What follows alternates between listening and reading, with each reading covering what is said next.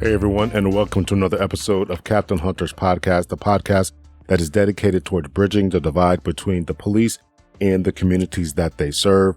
I truly appreciate all the love and support that you all have been giving, and truly I really appreciate it, not just saying that.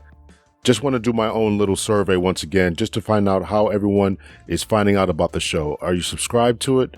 Whether you're listening to it on iTunes or Google Play or Spotify or Podbean or iHeartRadio, do you subscribe to the episodes? How are you notified about it? Do you see it because I put it on Facebook or Twitter or Instagram? Do you see the notifications that go on LinkedIn? So if you could just hit me back in the email, cptlhunter@gmail.com. I promise I will not email you or put you on some type of email list. I'm just curious as to know what's going on. Also, if you're listening through the website, also just let me know that.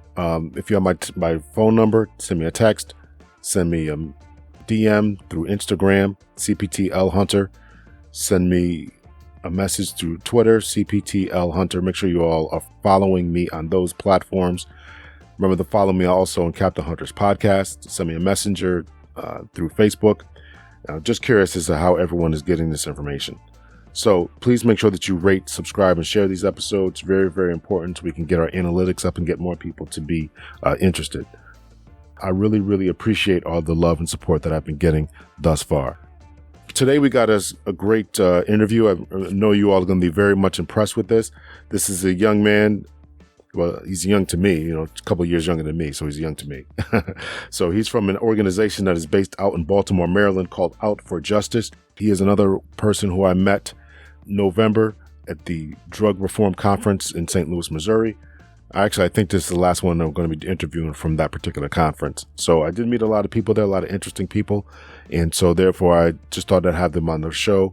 And so he's from Out for Justice. This is an organization comprised of individuals who are both directly and indirectly impacted by the criminal justice system, advocating for the reform of policies and practices that adversely affect successful reintegration into society. You can check out their website at Out4Justice. That's Out4Justice with the number 4.org. I believe this is their email, getinfo@out4justice.org. getinfo@out4justice.org. And I believe you can also follow them on Twitter at Out4Justice. They have a phone number on here, 443-563-2123. So their mission, as I'm reading about this, actually I read a little bit about them. Their history is Out for Justice, Inc. It was founded in 2006 by formerly incarcerated individuals who were ready and willing to work but repeatedly denied employment due to their criminal record. Their mission is that they believe individuals impacted by the criminal justice system should be at the forefront of policy reform efforts that directly affect us, our families, and communities. Targeting unjust, counterproductive policies reduces the collateral consequences associated with criminal record, provides a fiscally responsible method for reducing recidivism, and increases the health and safety of our communities. So one of their members is going to be on the program, and let me read you his bio. This is the bio of William Freeman III. He's going to be our guest for today. William Freeman served more than 20 consecutive years behind the walls in Maryland. In that time, he completed, co-founded, and facilitated numerous educational and self-help cognitive programs, including 75 Goucher College credits. Currently, William Freeman is a senior on Goucher's main campus, Goucher College, pursuing a degree in sociology and anthropology on the main campus. He began his Goucher education through the Goucher Prison Education Partnership, earning 75 credits towards his Bachelor's of Arts degree while incarcerated. William is also the founder and president of a small business, Freeman Enterprises LLC, which is a service-based business that provides occasional work opportunities for people directly impacted by the criminal justice system. He is a member and research committee lead at Out for Justice, a research and advocacy organization dedicated to engaging, educating, and empowering people directly impacted by the criminal justice system to affect change in the communities through the legislative process. So that's just a little bit about Mr. Freeman. He spent more than 20 years behind, as he calls it, the walls behind bars, however someone wants to say it. After he gave his time to the state of Maryland, now he's giving back to the community, and we're going to hear about his story. And I wish to congratulate him before we even get going on his willingness to be open and honest about the life and the path that he took earlier on and how he has turned his life around. So without further ado, ladies and gentlemen, here is the interview with William Freeman III from Out for Justice. Welcome to Captain Hunter's podcast. Thank you so much for being on the podcast. My special guest, William Freeman III. Thank you so much for being here. Hey, thank you. Thanks for having me. I didn't mention this before, but I actually have a cousin by the name of William Freeman. So when I post this, he's going to be teasing me. But he's up here in Connecticut with me, so it's obviously. I got a cousin in Connecticut. Oh, do you? Is his name William Freeman? No, his name's Doug. His name's Doug. Okay, what part of Connecticut? Oh, that's a good question. That I don't know, but I do know he lives in Connecticut. I'm supposed to go up there and visit him for Thanksgiving. Oh, okay. Well, when you get up here, let me know, man. If you're close by, we could hook up and grab a beer. Will do. All right. I'm gonna hold you to that. All right. Yeah. Sounds good. So we met at the drug reform conference in St. Louis a couple weeks back. I was talking to a couple of you guys, a couple of your members of your organization, Out for Justice. It was really intriguing to me, and I wanted to have you on. But before we get into that, why don't you just even though I did read your bio to the audience, I want to just tell us about yourself and what you got going on. So since we met at the conference in St. Louis, and I was there with Out for Justice, I'll mention first that Out for Justice is a member-led organization of formerly incarcerated people or people directly impacted by the criminal justice system, advocating at the state level to affect change and through policy. Our director, Nicole Hanson-Mundell, she's been the director of Out for Justice for 3 years. She's a grassroots organizer, feet on the ground woman, superwoman, anything you need woman. So and her recruiting, is raw. Like, she recruits the people probably most organizations are just turn from or don't want because they're not clean when she gets, you know what I mean? Part of that whole process is engaging, educating, and empowering individuals, which is the 3 E's of Out for Justice. Myself, I'm currently a senior at Goucher College, and as part of my scholarship, I did an internship with Out for Justice and Nicole Hanson. And after that internship, she asked if I would be willing to lead her research committee. I accepted that, and since then we've been crafting 3 pieces of legislation and working to introduce 2 previous pieces that hadn't made it into law last session. So that's where we are now. Our one that we feel really good about is our juvenile interrogation bill, which essentially is stopping police from asking any youth any questions, because we know that it's really easy to go from being a witness to, a potential person of interest. So we want to protect our young people from that. And that's where we are now. We got a sponsor, Delegate Brooke Learman, and we're waiting on her suggestions to come back, and then we'll counter and decide what we want to let go or not. There's some parts that we're not willing to compromise with. One of them is that a youthful offender should have access to an attorney before being questioned by anybody, and that we don't want necessarily them to put in the language that a parent qualifies or satisfies the requirement of a lawyer, because what the data shows is that parents tend to tell their kids to be in conformity with authority opposed to asserting their rights, especially low income demographic folk, brown and black folk communities. So I'm really pumped about that. So in addition to Out for Justice, I just recently accepted a position as a P2P coordinator, which is from prison to PhD, another program, also advocating for higher education. But this program is dealing with sustaining individuals and enrolling individuals in college once released from prison. So I'm excited about that as well. What else? And also, when I just celebrated a year in August. I've been out a year. I served almost 21 years straight, and been out here a little over a year now. Came straight home, started a company, went down, formed the LLC at the state building. Wasn't going to stand in line and wait for somebody to give me a chance after they, judge me based on my past, and that's where I'm at now. Okay. Do you mind talking about where you're incarcerated for? No, I don't mind. In fact, it's part of in fact, what I was incarcerated for is the impetus behind why I know now that I'm not living for myself, and that it's on me to help, at least a single life be diverted from a path of prison or an early grave. And so, so very early on, I ascribed to a street life, and, daddy issues, mommy issues, looking for myself, ended up, running with some guys in the city of Baltimore and selling drugs, carrying guns. I got shot October 24th, 1995, which was 2 days before my 17th birthday at that time. And, most people would have said that should have been a wake-up call, but sometimes the other side of that perspective is that when people live, they think that that's also a sign that this is what they're supposed to be doing.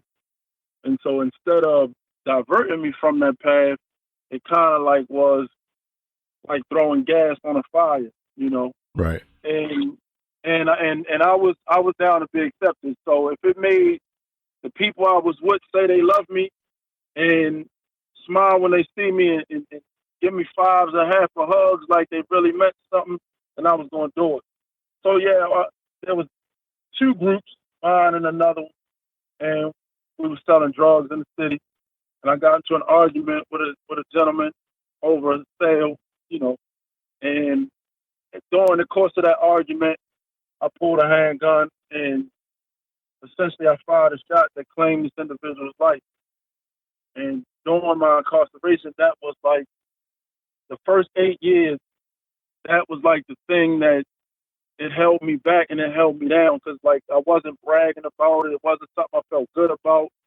In fact, after it happened, the first thought I had was, what did you just do? You know what I mean? Right. And even though I had ran that scenario in my head many a times before I had actually done it, doing it was a whole other process. So after about 7 to 8 years in prison, I kind of dedicated my life to being a truthful advocate against thug life, which was the name of what I was ascribing myself to at that time, and as it was coined by Tupac Shakur at the time. Right. And now I use that to advocate against savage life, any kind of life that essentially will claim our lives for little, next to nothing, little to nothing. And I challenge individuals to question where those concepts came from, who said that those concepts were the way we had to live. Because a lot of times what I'm finding with myself and others is that rap artists who are controlled by record labels and distributors, they end up coining these catchy terms that distributors feel really good about because they understand the effects they'll have in the community. And we run with them. So, but essentially I was sentenced to life in 20, all suspended for 35 years, no parole. And I had gone up for parole a couple times, and the family came and was opposed. But in that time, I had enrolled in college. I had participated in, co-founded, and completed over 83 programs. I had amassed 75 college credits for Goucher's Prison Education Partnership on the inside, and had appealed to the judge through a lawyer who reached out to me and essentially took my case for free, absolutely for free. And Judge Charles Peters gave me a chance. And he cut my sentence and he released me under the ground that I would come out here and I would be exactly what I told him I would be, that I would be an advocate against, lifestyles that were more harmful than they were beneficial to us, and that I wouldn't be a detriment or a mistake that he made. So that's how I've been living. Awesome. That's a great story, man. Thank you so much for sharing that. How Yes, sir. is your message received? I assume that you're going to the young people, the 13, 14, 15-year-olds who are considering this life, in that life. How is your message received when you try to talk to them? So, and again, that's a good question. Yeah, that's a good question. So, and because I was young, I also knew nobody could tell me different. Um, so I tend to understand where the young folks are when I'm speaking to them. So it's really about the platform. So when I'm being asked to speak to a group of young men, I usually have to do it in a way where I know I'm not being received, but I do it because I trust in the process. One of the things I remember is there were countless people over the course of my life. It may not have been my mother and father, but there were countless people over my young life that were always trying to speak into it. And I thought I knew everything, or I thought I knew like I was going to die before I was 21, and I was okay with that. I accepted that. Like that was my reality, and it hadn't even unfolded. So I speak and I trust in the process when it's a group. But anytime I get to engage a young man one on one, that's when the real work happens because, and I'm more ears than mouth in that. So I'm not the one talking. You know what I mean? Right. And what I'm learning is that young people are just bottled up with hurt, stuff, feelings, raw emotion, and that they really just mean to communicate. And they communicate in a way that generally is treated by the media, the BPD, which is the Baltimore Police Department in my town, or conservative minded folk is usually treated in a way where they're villainized. And um, so I really, that's the work that I really love to do is get a young man one on one, preferably away from his block, and then engage him. And what I find is that you have a whole nother individual who's open, willing, and wanting something different. And of course, always the sad part about that is that I got to take him back to those communities because I don't have the resources to actually change his life by changing his environment. So, and then there's casualties sustaining that, man. So the work is hard. I'm gonna continue to do it, and maybe one day I'll be able to get the funds to change at least one life by relocating. Yeah. Yeah. I mean, that's what it takes, man. Sometimes it's just one at a time. And I think that strategy that you mentioned about separating them from their boys, right? Because Yeah, they like to put a front on in front of their boys, man. I mean, that's just the way the life goes, man. But if you can catch them one on one, then they are receptive, man. So I wish you the best of success with that, man. And your story is great. I'm sure that they can thank listen to you, man, rather than, before they listen to someone, unfortunately, like me, man, so I appreciate what you're doing. I appreciate that. and again, like everyone, I think sometimes like what we're dealing with is multi-layered. Like I'm a source major, so I tend to look at like studies and things that deal with the intersectionality of different things. So I say to a man like you, like even though you may not have that story, everyone has one, and there's a young man or a young girl out there that will relate in, right? If the story is shared in such a way that they can see themselves, and I think sometimes it's real easy for me as well to talk over their head sometimes because I think that they understand something the way I do, and I'm often told like I really just gotta bring it down to their level. And yeah, so I tell everybody, man, whenever you get a chance to engage a young person, do it because you never know who you'll affect change in. You know what I mean? We can't handpick the ones we change, but we can change the ones that we decide to say something to. And it Right. might not be the one, but it'll be a one. You know what I mean? Right. Right. No, that's a good way of looking at it, man. That's a real good way of looking at it. You talked about two pieces of legislation that you guys are working on. The first one was the juveniles, police not being able to interrogate juveniles or even question them. As you mentioned, you're absolutely right. They go from being a witness to being a suspect in the snap of a finger. So what is the other piece of legislation that your organization, Out for Justice, is working on? And so we had an idea. So this one will probably result in some form of either supporting the organization that moved out on it, that mobilized on it first, or coalition building. But we had an idea about um, plant-based diets, introducing a plant-based diet in prison. And then the NAACP got on board before and got active with it before we actually could. So we're watching that right now, and I believe Nicole is in the process of either finding out or making those connections so we can see how they could use our support, because it's not always about being the one who brings it to the table, but it's about playing the role that's necessary for the outcome. And the outcome is that the diets in prison are leading to so many illnesses. So individuals are serving lengthy sentences such as mine, and if they get a chance to come home, they've contracted diabetes, they have hypertension, they have obesity, they have excessive cholesterol buildup in the arteries, and all of these things where we're finding individuals come home and in a short period of time they're transitioning anyway after surviving that trauma. So that's one. There's several pieces we're working on. We only got a sponsor so far on one, which is the juvenile interrogation. Also, one we took up the last two sessions was the unit rule. I'm not sure if you're familiar with the unit rule. No, I was going to ask you about that. I saw that in the brochure. I was going to ask you about that.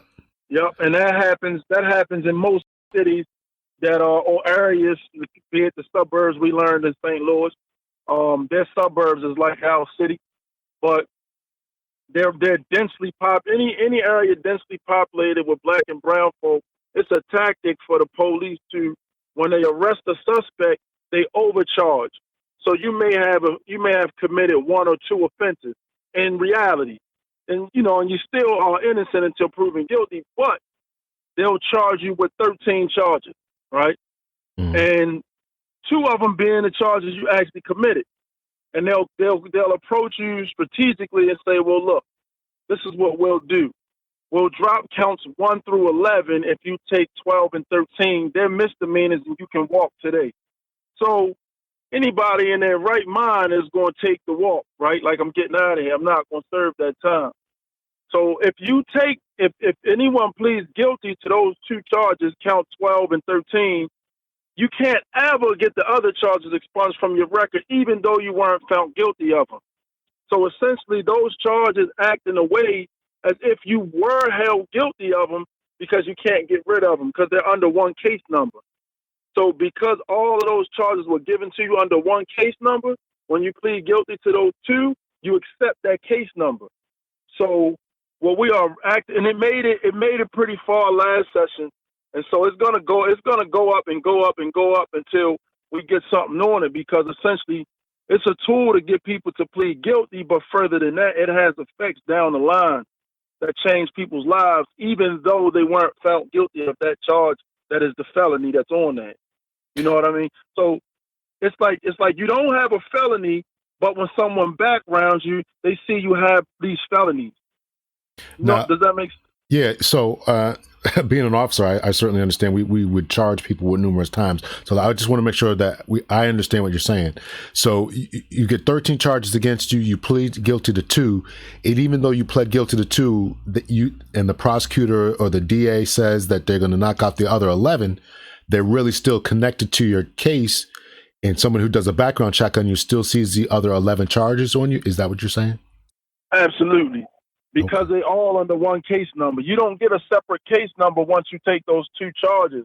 Those 2 charges are in a unit with the other 11 charges under one case number. So when someone backgrounds you, all 13 show.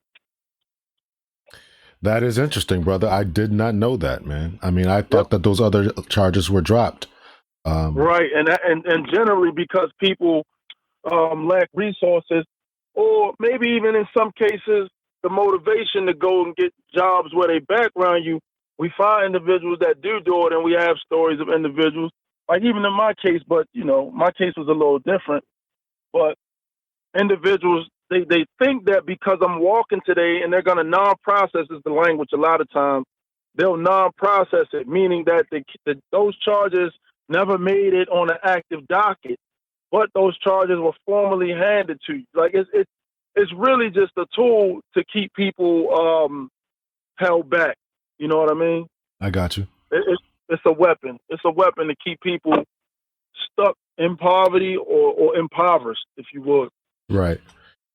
Now, while you were inside, or even now, have you ever read Michelle Alexander's book, The New Jim Crow? Have you ever read about that? Read that book? I've read the book, I want to say 3 times. Yep. Yeah, that was one of the books. I read it maybe a year after it first came out. It came out like 10 years ago. So I read it probably like 9 years ago.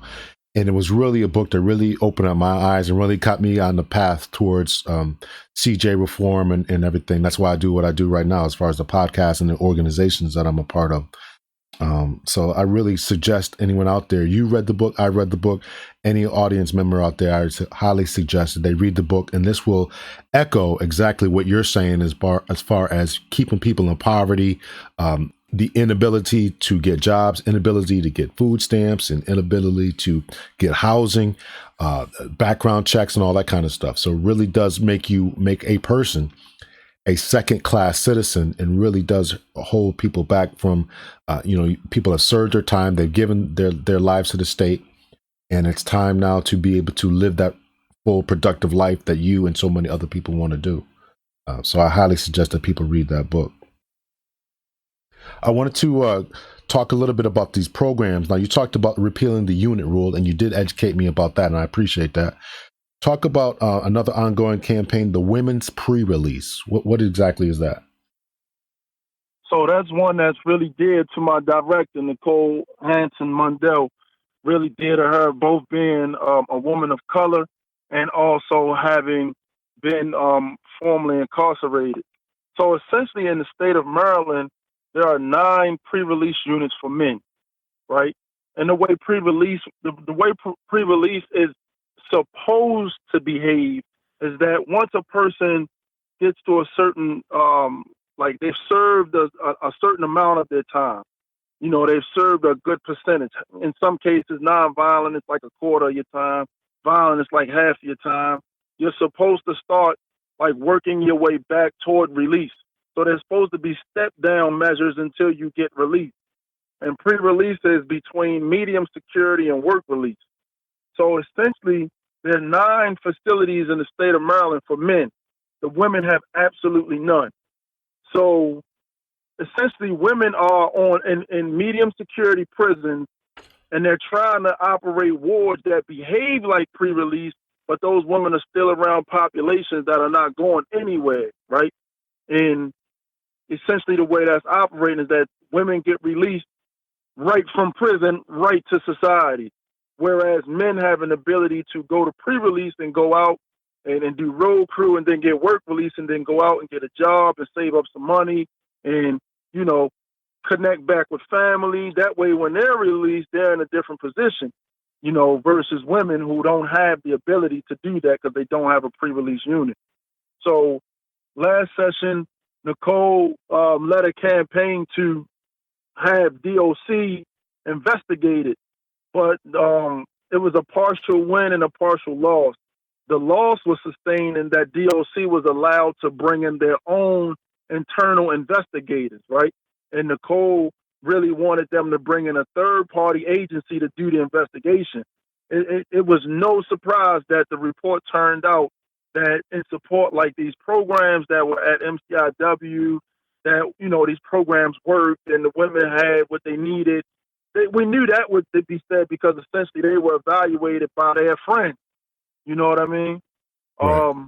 So that's coming back up. That's another one that she's going to keep pushing because women deserve to be able to step down and through levels back to the society in increments, opposed to just being released and being, having this shock of just being out and now what, right? No job. People didn't know I was coming, or if they did, they heard me say it so much they really weren't waiting on it. They knew it, but you know what I'm saying? So that's what's going on in the state of Maryland. They don't have any.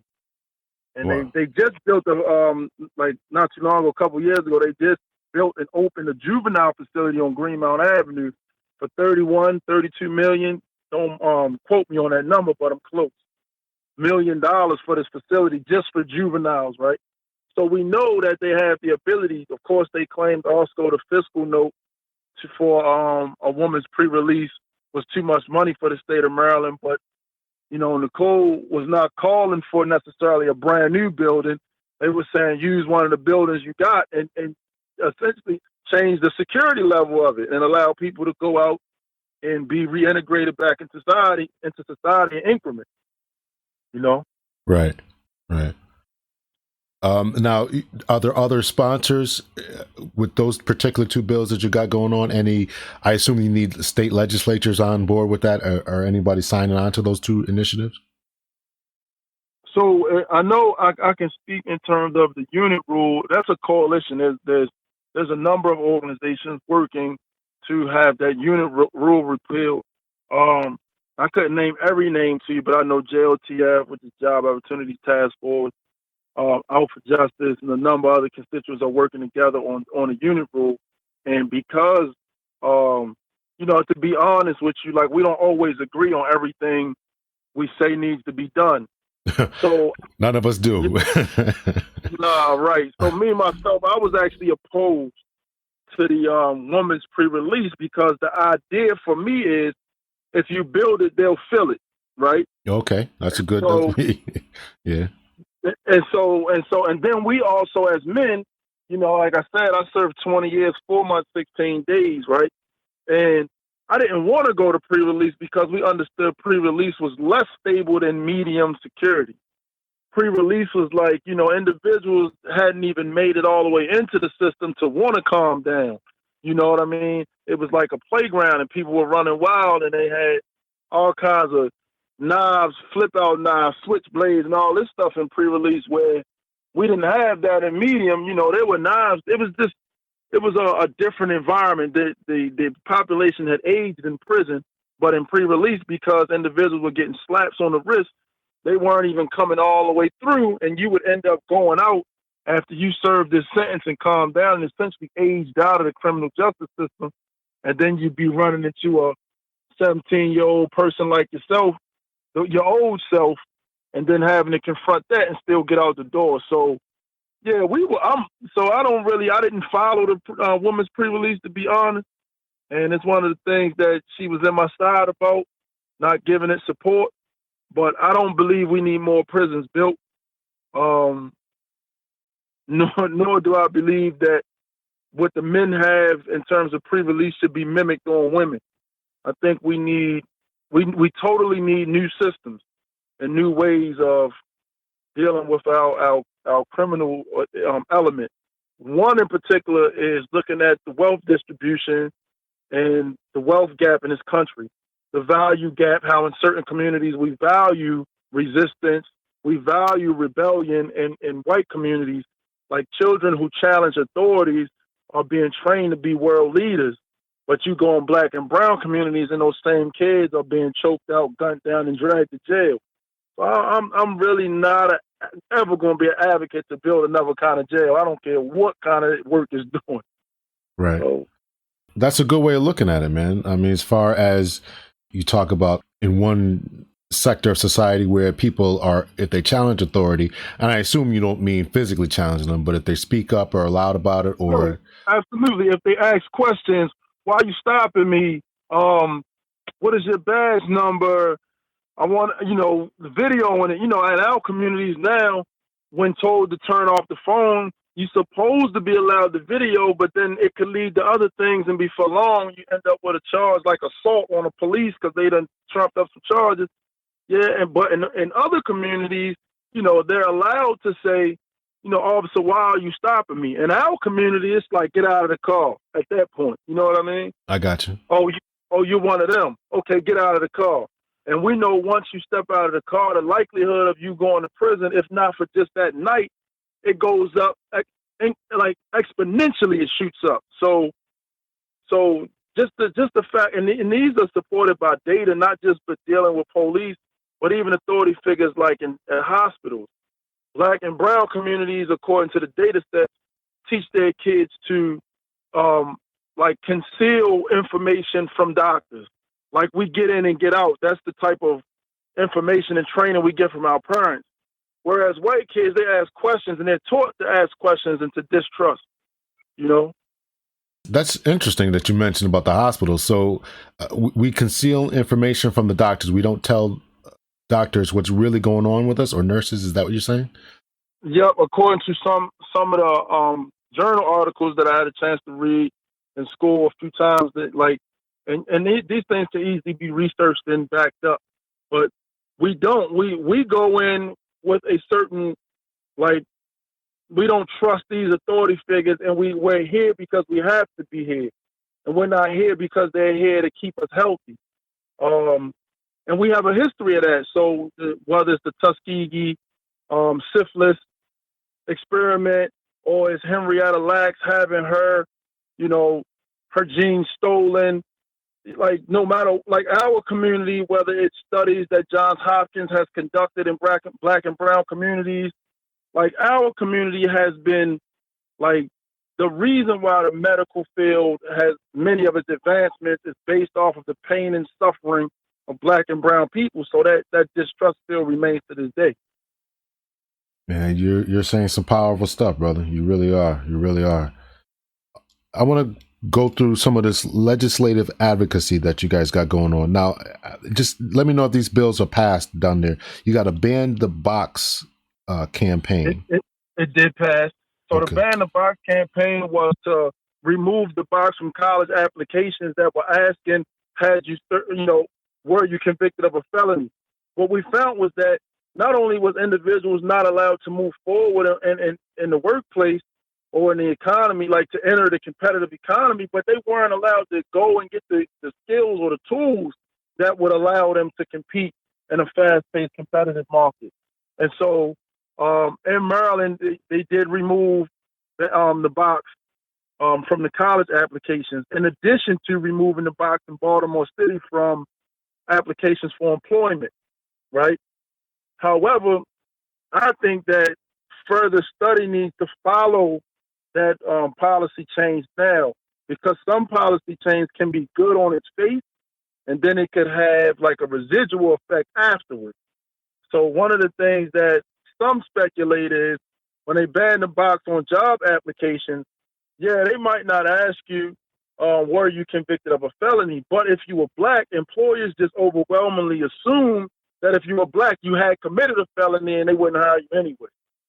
So again, sometimes like the policy change, it's work that we, from our heart, we know what we need, but then we got to ask, like, pragmatically, how does this flush out in real life? Right.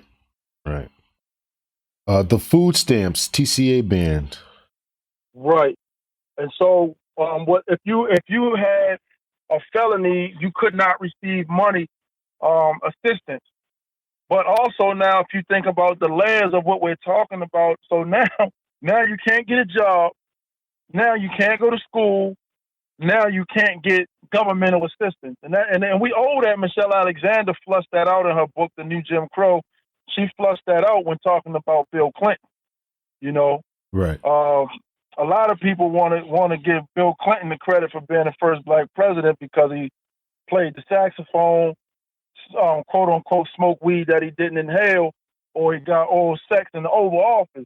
But what we find overwhelmingly is that Bill Clinton was a big divider of the black family, with welfare reform. Like, essentially, if somebody had a felony, then that person couldn't live in the house with his babies or his baby mother, or they would lose that assistance. That's one of Bill Clinton's initiatives that he used to help pay down the national deficit. So when we look, right, again, this policy thing, why I fell in love with it, because this is where the devil is. This is where they made America. In Philadelphia, in Independence Hall in Philadelphia, white elitist men, land-owning, slave-owning men, covered the windows and locked the doors, and they wrote the framework of a government that still survives to this day, right? So when laws take effect, or laws are allowed to pass, we as the people, we have to look at them on their face. We have to look at them in reality, like the way they play out in the communities. And then we have to be willing to stand up and say, this one doesn't work, even if I was with it on its face. I now see it has an effect in the community that is no good, and we should repeal it. So this is like work for the people who are constantly vigilant about the way things go in our case in Annapolis. Restoration of voting rights. So, okay, that was sponsored by Corey McCray, and essentially in Baltimore. But so again, a good policy.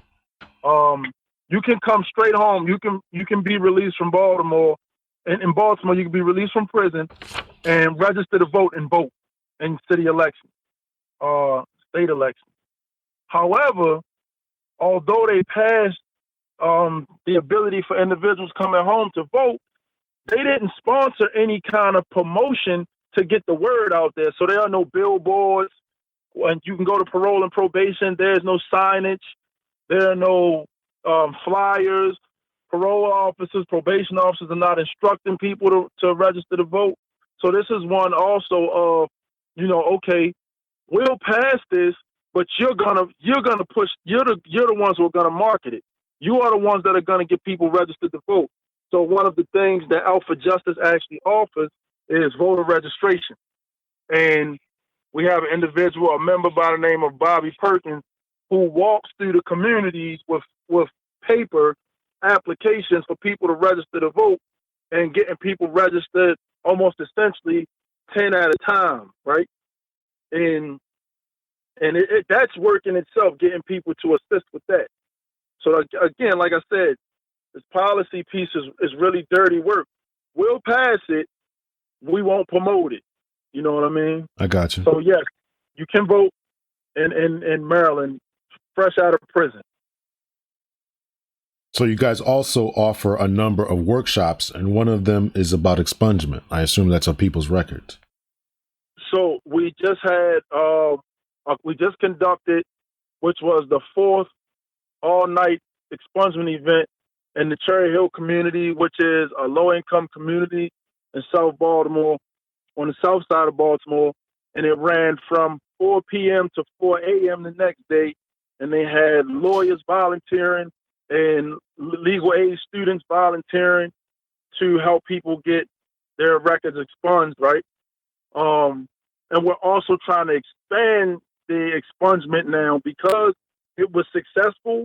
Now we're seeking to add a few of the violent crimes, not the big ones more or less, but ones that are deemed violent by law, but not necessarily directly violent by nature. Like every crime has a victim, but some victims are like a lot harder to see versus someone bleeding in the street. You know what I mean? Yeah. So that's one of the pieces that we're wrestling with right now. Like, how do we determine which laws go on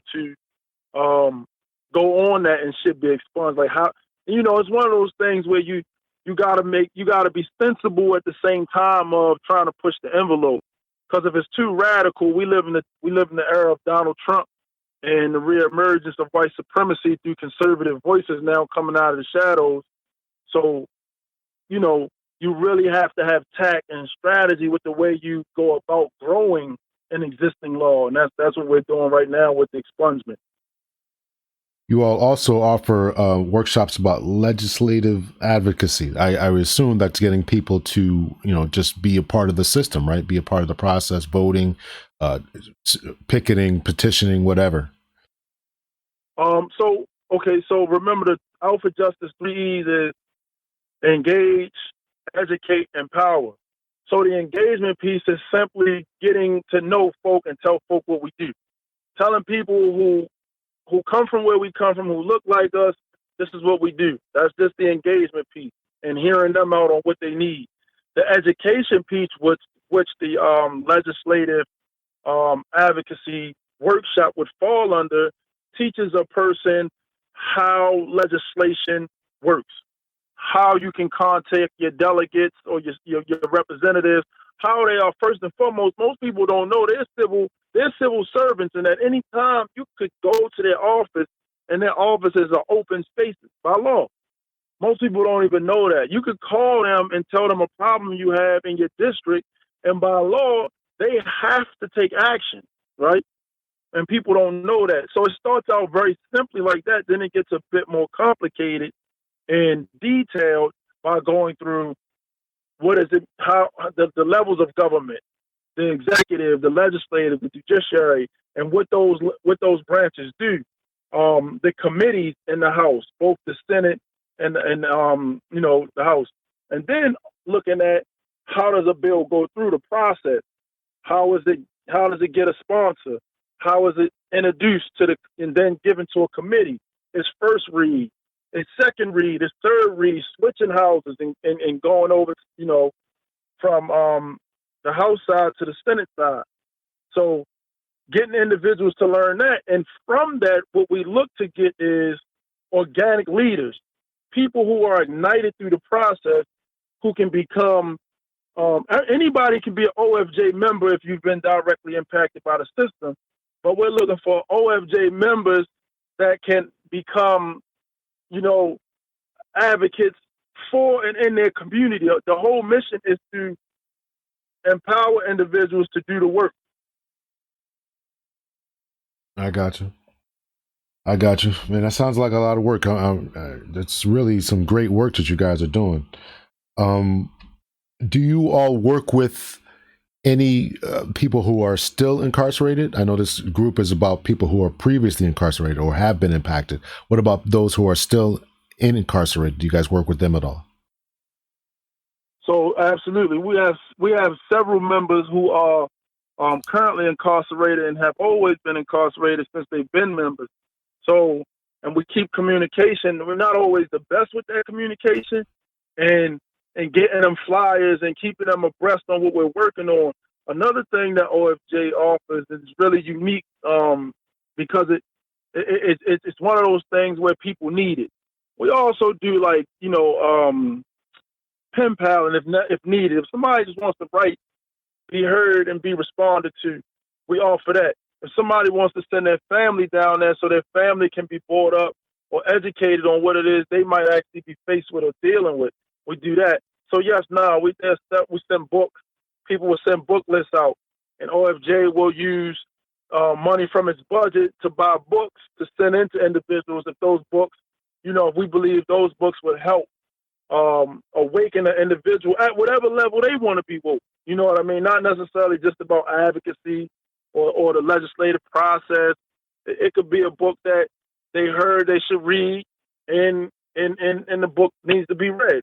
We're currently talking about doing a book group with members in the community, getting a set of books and reading it as a collective. So, several members of Alpha Justice are currently still incarcerated. Do you all work with other groups in other states, similar types of groups in other states? Are there other groups in other states, and do you work with them? And so that's a question for Nicole in terms of working with groups in other states. As far as since I've been on board, as far as what I have witnessed or know of, is that many of our coalition. Matter of fact, we do have groups in PG County that are working together that are part of the coalition with Alpha Justice. So it's probably safe to assume that these neighboring states, but again, that'd be a question you'd have to direct to her. Gotcha. No problem. So what was the nexus between, as I mentioned before, we met at the drug rehab forum. What was the nexus between your group, the drug reform convention that we were at, is about obviously reforming drugs, decriminalizing drugs, harm reduction. What is the nexus between Alpha Justice and the drug reform groups? So again, because the war on drugs is also a war on poverty, and any war on poverty, more times than not, will affect Black and brown communities. Alpha Justice being a member-led organization of individuals who are no strangers to both drugs and being targeted as a result of those drugs that seem to find their way into our community. Well, Alpha Justice is currently beginning to work on drug policy reform and decriminalizing many of those drugs by first and foremost, because many of the individuals in the state of Maryland and Baltimore City are serving lengthy incarceration for user size amounts, quantities of drugs, and they're not kingpins and so forth, but they're sentenced to 25 years, 15 years. So Alpha Justice is moving in a way now where we're beginning to formulate a way to, piece by piece, deconstruct this war on drugs and also destigmatize drug use. so that we can save lives through this opioid quote unquote crisis that has always been a crisis in our community. It's only was coined a crisis when it crossed over into others. But we were invited there as a result of a grant that Alpha Justice is probably going to receive. Is a great possibility to begin work on decriminalizing drugs in Black and brown communities. Very good, man. I appreciate it, man. Everything I've heard tonight, man. I hope that all of these reforms that you mentioned really go through, man. I'm proud of what you guys are doing. Do you think that this plant-based, just to circle back, do you think that this plant-based diet in prisons, at least in Maryland, you think that'll pass? That's a good question. And because so, I only looked at it on the surface, but what I saw from what was presented, they presented it fiscally. So they looked at the cost of the diet now. First, they looked at how much DPSCS is receiving for each prisoner. Then they looked at how much they spend now on the diet, and so they're presenting a picture that saves money. And a lot of times when you want to get the conservatives on board, you got to do it through the numbers. You know what I mean? So it makes sense by the numbers. So I'm optimistic. However, I know doing this work that you got to keep your heart in your chest. You can't really connect your heart to these things because when they don't work, it's really easy to give in and give up. But so we'll see how it goes. We're optimistic, and we're gonna follow it and then reach out and see what if any support the organization that moved out on its first need. As you deal with the young kids, talk to the young kids right now, any kids who might be listening, the dangers of going down these paths, how you turned your life around, and how they can turn their life around. Give us your best spiel about how you would direct a kid on the right path in life. So, wow. I would tell somebody who may be headed down that path, first and foremost, know that it's understood in most instances you don't have a choice or a decision. It feels that way. Here's where you'll know you have a choice or a decision after you offend. You'll realize sitting in that 8x10 or whatever size your state has is above ground caskets, is what I call them.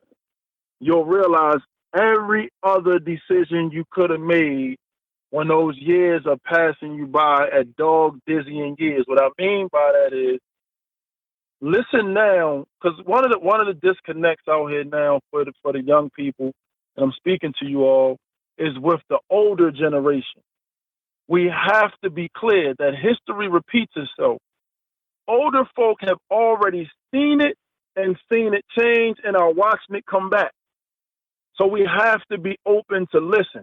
Even if you don't believe, be open to listen, because maybe later on that information you heard will save your life. And I don't mean from someone necessarily in the street. We all know that's too easy to see somebody laid out in the street from another person who looks just like them. The hard thing to see is the way that we give our lives to a system that is betting, gambling, needing for us to give our lives to it in order for it to survive. Like this machine, it is made on Black and brown bodies. It necessitates that it has to be fed Black and brown bodies. And if you don't believe me, read the 13th Amendment and then go and read the Black Codes and Jim Crow laws, right? So the 13th Amendment, for anyone who doesn't know what it says that no person shall be held in the position of slavery or servitude except for punishment of a crime. When that law was written, the laws that came after it were laws like vagrancy. So basically, if you don't have somewhere to live, then you go to prison. You went back to prison, and then that we were leased out to the railroad systems to build the railroad system, convict leasing system, right? Now, I'm going to bring you forward to show you how that 13th Amendment is very well alive and working. If you get arrested and you get out on parole or probation, one of the stipulations for your release is a home plan. If you don't have an address, even if you make parole, the parole board could say, You are being released on parole pending your home plan. You cannot get out of prison without a home plan, right? That's one. Two, to show that this system is still very much alive and operating. The system says when you get out, you have 90 days to get a job or you're going back to prison. Now, mind you, these are two things, right? You need somewhere to live, you need a job. This is what happened after the slaves were, quote unquote, emancipated, right? The first thing is they didn't have a home. The second thing is their job had been forced labor for years, right? So they didn't have a home, they didn't have a job. Both these mechanisms are very well still attached to the system we know today and called the criminal justice system. We are not in a position to continue to play this game if we mean to dismantle not the criminal justice system, but the 13th Amendment. The 13th Amendment changed slavery from a race-based institution, meaning an institution based solely on race, and we know that from laws like Code Noir, that changed the inheritance of a baby from that of its father to the mother. So essentially, anything passing through a black mother was deemed black, was deemed Negro, was deemed alien, right? Because we know previous to that, the inheritance was to the father.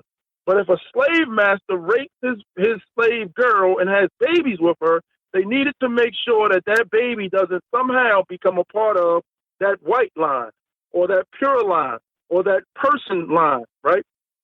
So I'm saying all this to say nothing has changed, but somehow we have come to believe because we are allowed to spend our money on products that cost more than we'll ever touch again, if we lose it or we don't do it illicitly, if we keep buying these products, we will continue to enrich a folk against us at our own expense. That's a lot, but I promise us, if we just give up, if you're not 25 years old, hear me when I say this. If you're not 25 years old yet, you don't listen to nothing else I say tonight. Get to age 25 first, and it'll all make different sense. The data science proves it. The brain does not fully develop until age 25. So if you're not even 25 years old, I'm not even saying leave the drugs and alcohol alone yet, because that affects and stunts the growth. But I ain't gone there yet. I'm just saying get to 25. Make that your point. Make that your goal. I'm gonna become 25 years old before I make any detrimental decisions that could essentially change my life. Because you're probably gonna make a decision with an irrational mind if you're not that old, right? And if you make it to 25, guess what? You'll probably see ways that you can make it to 40. And once you get to 40, everything an older person ever told you in life will be the gospel.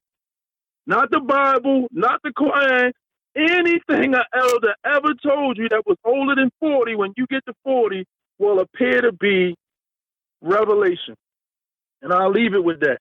Just take my word for it. I did not think the way I thought at 15 carrying a gun, that I thought at 25 serving a life in 20 sentence off spending for 35 years, no parole. And I definitely at 41 today don't think like I thought at 25. So I know it, and I bought into it. It's tattooed on my body. The hate you give little infants fucks everybody. I bought into it. I committed to it. I held the code. I didn't tell. I did my own time. I banged my gun. I lived that life, right? Only to grow up and understand that what the elders told me was all true. That's powerful, brother. That's powerful. How can people reach out for justice? How can they support you in your endeavors? So right now, you could talk for real. My number, this number here is open. This number is 443-979-4847. Feel free to call. I only ask that if you call and because you heard this podcast, send a text before you call and then return your call. Aside from that, you can follow me on Instagram. My Instagram is Hussein. That's HUSAYN 396. Or you can follow me on Facebook, and that's William Freeman, just like that. And send a friend request, and you can follow me, and we can communicate that way. So right now I'm in the process of doing a website. So the website should be up around January. I want to do it on the anniversary to commemorate the life of the individual that I took, to commemorate and celebrate his life. I want to do it after that point, so I'm going to wait a little bit to do it because I don't want to do it as if it's a disrespect or disregard for that life. So I'm looking like the second week of January to have a website. Once the website is up, we'll be able to go right on there and communicate. You can also follow me on Twitter, William Freeman also. I'm on all three. Very good, man. Thank you so much for your time. Thank you so much for your energy. I wish you and Out for Justice the best going forward, man. Thank you so much for being on Captain Hunter's podcast. Man, thanks for having me, man. And what you're doing is powerful. Keep doing it. Technology is the way right now. Absolutely. Absolutely. All right, brother. Thank you. I want to thank my special guest, William Freeman III, for coming on Captain Hunter's podcast. Thank you so much for being here. Thank you for your time, for your energy, for your effort. And, your story is such a great story and such a success. And I really wish you the best in your future endeavors. And I wish the best for Out for Justice in everything that you all are trying to do. To my audience out there, you guys can go to outforjustice.org. That's out, the number 4, justice.org. You can follow them at Out for Justice on Twitter. That's the number, the @ symbol, Out for Justice. You can get info at outforjustice.org. Phone number is 443-563-2123. They're based in Baltimore, Maryland. So once again, I want to thank them for sending one of their representatives, or for allowing one of their representatives to come on Captain Hunter's podcast. Thank you so much. Ladies and gentlemen out there, please make sure that you rate, subscribe, and share this episode. Make sure that you share this episode. Let people know what is going on over here at Captain Hunter's podcast, and also let people know what's going on down there in Baltimore as far as Out for Justice and the organization that they have going on down there. Looks like they're doing a lot of great work, and I truly appreciate everything that they're doing. Please support the podcast, Cash App, Venmo, PayPal. Also, you can go over to the Patreon page for Captain Hunter's podcast on Patreon. You can follow the podcast on Facebook, Captain Hunter's podcast on Facebook. Also, the Out for Justice, they also have a Facebook page, so make sure you follow them as well on Facebook. So that's it, ladies and gentlemen. Until next time, much love and peace.